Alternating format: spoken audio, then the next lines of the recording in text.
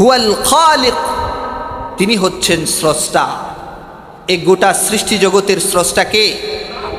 আল্লাহ রাব্বুল আলামিন বলছেন ওয়া হুয়াল্লাযী খালাকাস সামাওয়াতি ওয়াল আরদা ফি সিত্তাতি আইয়াম, আর তিনি তো এমন আল্লাহ যে আকাশ এবং জমিনকে 6 দিনে সৃষ্টি করেছেন। সুবহানাল্লাহ পড়ো।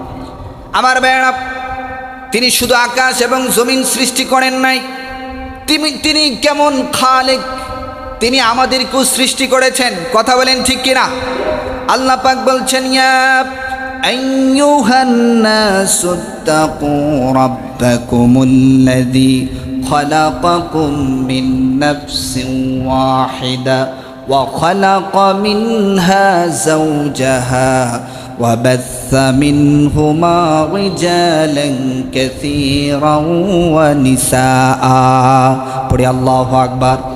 আল্লাহ বলছেন দুনিয়ার মানুষেরা, তোমরা তোমাদের রবকে ভয় করো, যে রব তোমাদেরকে এক আদম থেকে সৃষ্টি করেছেন।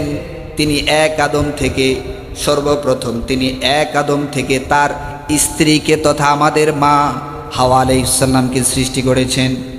তারপর আল্লাহ পাক বলছেন এই তাদের দুইজনের মাধ্যমে ওয়াবাসসা মিনহুমা রিজালান কাসীরা ওয়া নিসাআ, এই গোটা সৃষ্টি জগতে আমি আল্লাহ পাক পর্যায়ক্রমে অসংখ্য নারী এবং পুরুষ সৃষ্টি করেছি। অসংখ্য নারী এবং পুরুষ আমি গোটা সৃষ্টি জগতে ছড়িয়ে দিয়েছি। সুবহানাল্লাহ পড়ে। তাহলে আমাদের স্রষ্টা কে?